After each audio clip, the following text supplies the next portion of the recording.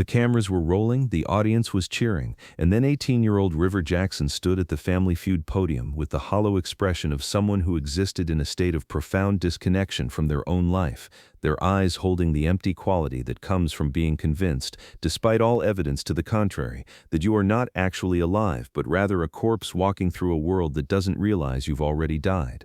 When Steve Harvey asked about the strangest thing you believe about yourself, River's response delivered with the matter-of-fact detachment of someone who had learned to speak about their own existence, as if discussing a scientific curiosity would reveal one of the rarest and most disturbing psychiatric conditions known to medicine.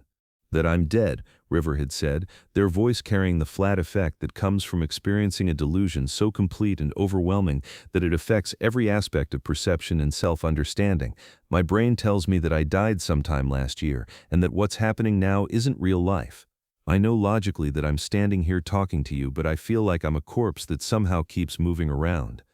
The studio had fallen into a stunned silence as everyone present tried to understand what it meant for someone to be genuinely convinced of their own death while simultaneously being obviously alive and functioning, and how the human brain could create a delusion so profound that it overrode basic sensory evidence and logical reasoning.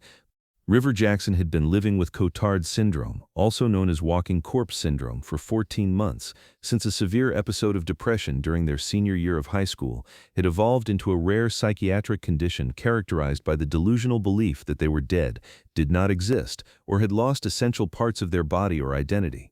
For over a year, River had experienced the surreal and terrifying reality of feeling completely disconnected from life while simultaneously being forced to continue functioning in a world that expected them to participate as if they were alive. Cotard syndrome is an extremely rare psychiatric condition, often associated with severe depression, bipolar disorder, or other mental health conditions, where patients develop nihilistic delusions about their own existence. People with Cotard syndrome may believe they are dead, that they don't exist, that parts of their body are missing or rotting, or that they are immortal and condemned to suffer forever. The condition represents one of the most extreme forms of depersonalization and derealization, where the normal sense of self and reality becomes so distorted that fundamental assumptions about existence are completely overturned. For River, the onset of Cotard syndrome had been gradual and terrifying. What had begun as severe depression during the stress of college applications and family pressures had evolved into a growing sense of unreality and disconnection from their own body and experiences.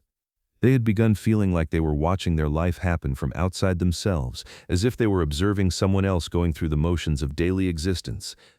The delusion of death had crystallized during a particularly severe depressive episode when River had become convinced that they had actually died by suicide, but somehow remained conscious and trapped in their body.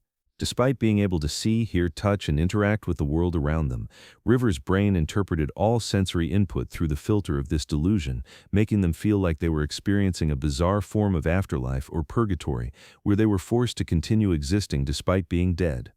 The most disturbing aspect of River's condition was how completely the delusion had taken over their perception of reality.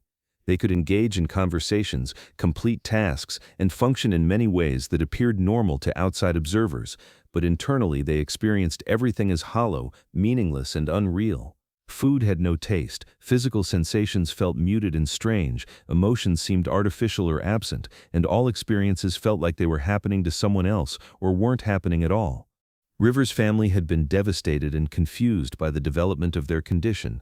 Their parents, Sarah and David Jackson, had watched their intelligent, creative teenager transform into someone who seemed to exist in a completely different reality, who spoke about themselves as if they were dead, and who appeared to have lost all connection to the things that had previously brought them joy and meaning.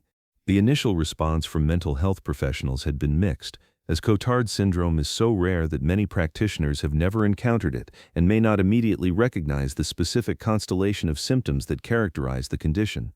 River had been misdiagnosed with several other conditions before finally being evaluated by specialists who understood the unique features of nihilistic delusions and walking corpse syndrome. The treatment for Cotard syndrome had been complex and challenging, involving a combination of antidepressant medications, antipsychotic medications to address the delusional thinking, and therapy approaches designed to help River reconnect with reality and rebuild their sense of self and existence. Progress had been slow and inconsistent, with some days when the delusion seemed less overwhelming, and others when River was completely convinced of their own death. The social impact of River's condition had been profound and isolating. Friends had found it impossible to understand or relate to someone who insisted they were dead, and many relationships had been damaged or destroyed by River's inability to engage emotionally with people and experiences that felt unreal to them. The condition had also affected their ability to complete high school, pursue college plans, or engage in normal activities that required emotional investment and future-oriented thinking. River had struggled with the philosophical and existential implications of their condition, questioning the nature of consciousness, reality, and identity in ways that were both intellectually fascinating and emotionally torturous. If they felt dead but were obviously alive, what did that mean about the nature of existence?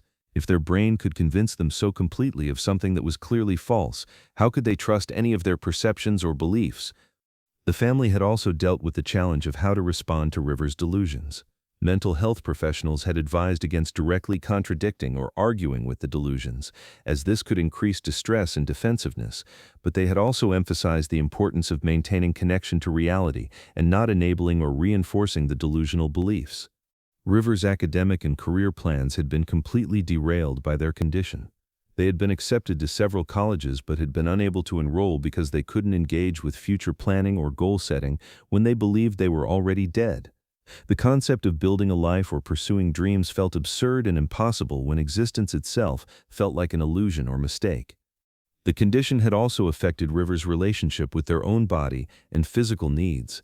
They had difficulty maintaining basic self-care because eating, sleeping, and hygiene felt unnecessary for someone who was already dead. This had created additional health complications and had required ongoing monitoring and support to ensure that River met their basic physical needs despite their psychological disconnection from their body. The Family Feud application had been submitted by Sarah Jackson, who had hoped that participating in a positive, engaging activity might help River experience moments of connection and reality that could support their ongoing treatment and recovery. She had thought that being in a stimulating environment with family support might help activate parts of River's personality and awareness that had been suppressed by their condition. During the pre-show preparations, River had participated mechanically, going through the required motions but clearly experiencing everything as distant and unreal. The production team had noticed that River seemed unusually detached and had asked about their obvious emotional flatness, but the family had explained only that River was dealing with mental health challenges without providing details about the specific nature of their condition. The game had been proceeding with River providing appropriate responses when necessary, but showing no enthusiasm, emotional engagement, or investment in the outcome. The Jackson family was competing against the Martinez family from New Mexico, and while both sides had been playing with energy, there was something profoundly empty about River's participation that suggested they were present physically, but absent in every other meaningful way. But when it came time for the category "The Strangest Thing You Believe About Yourself," and it was River's turn at the buzzer, the question had struck directly at the heart of the delusion that had dominated their existence for over a year.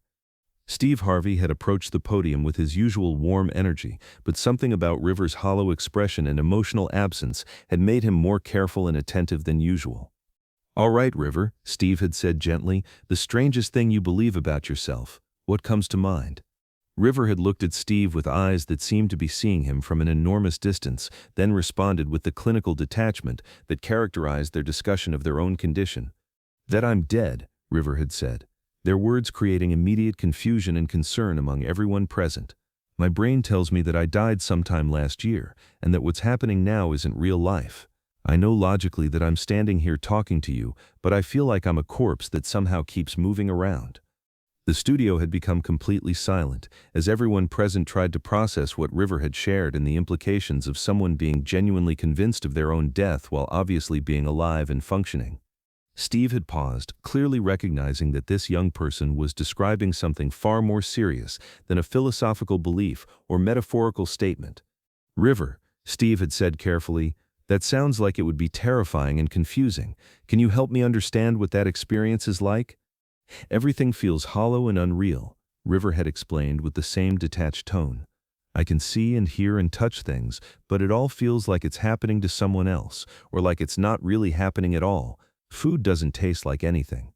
Nothing feels important or meaningful because I don't think I'm actually here." The studio audience had listened with obvious concern and fascination as they learned about a psychiatric condition that challenged basic assumptions about consciousness and reality. "How long have you been feeling this way?" Steve had asked with genuine concern. About 14 months, River had replied. It started during depression, but then it became something different. The doctors call it Cotard syndrome. It's very rare. Steve had looked at Sarah and David Jackson, who were clearly emotional and struggling as they watched their child describe their devastating condition. Mr. and Mrs. Jackson, Steve had said with obvious compassion, how has this affected your family? It's been heartbreaking, Sarah had said through tears. We're watching our child suffer from something that most people don't understand or believe is real. River is obviously alive and present, but they can't feel that or experience that. David had nodded, his voice thick with emotion. The hardest part is that we can't convince them that they're alive, David had said. Logic and evidence don't matter when someone's brain is telling them something completely different. Steve had looked at River with deep respect and concern. River, Steve had said, what you're dealing with is a real medical condition that affects how your brain processes reality and existence. The fact that you're here, that you're fighting this, that you're getting treatment, that shows incredible courage. Steve had begun removing his suit jacket, understanding that this moment required both validation of River's struggle and affirmation of their existence and worth. River, Steve had said, placing the jacket around their shoulders. This jacket represents something very important today. It represents the understanding that your brain may be confused about whether you're alive, but your heart is very much alive. You matter. Your struggle matters, and your recovery matters. River had pulled the jacket closer, and for the first time during the entire taping, their expression had shown a flicker of something that might have been genuine emotion. Steve had turned to address the studio audience. Ladies and gentlemen, Steve had announced, River Jackson is dealing with one of the rarest and most challenging psychiatric conditions that exists. They're showing us that mental health can affect the most basic aspects of how we experience reality, and that recovery requires incredible strength and support. The game had resumed with increased understanding and support from everyone present, as the audience and production team recognized that they were witnessing someone fighting a battle against their own perception of reality. When Steve had asked the final question about things that prove you're alive, River had answered, the people who refuse to give up on me, even when I can't feel that I exist. The episode aired 6 months later and became an important educational tool for rare psychiatric conditions and the complexity of mental health treatment. Psychiatric organizations used River's story to raise awareness about Cotard syndrome and to encourage better understanding of severe mental health conditions that affect perception and reality. River had kept Steve's jacket as a symbol of the moment when their struggle was acknowledged and their worth was affirmed, despite their delusions about their own existence. More importantly, their treatment had continued to show gradual improvement, with moments when the delusions became less overwhelming and their connection to reality grew stronger.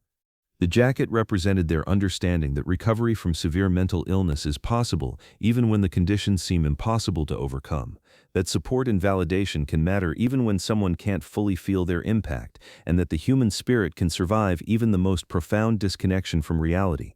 Because that's what courage looks like when it fights against the brain's most fundamental delusions about existence itself. That's what hope sounds like when it persists despite feeling completely disconnected from life. And that's what happens when an 18-year-old person teaches everyone around them that mental health conditions can affect the most basic aspects of human experience, but that support, treatment, and love can help rebuild connections to reality even when they seem completely lost. River Jackson had been convinced of their own death while obviously being alive, but on that day at Family Feud, they showed that even the most severe psychiatric delusions can be challenged with proper treatment, understanding, and the reminder that existence has meaning even when it doesn't feel real.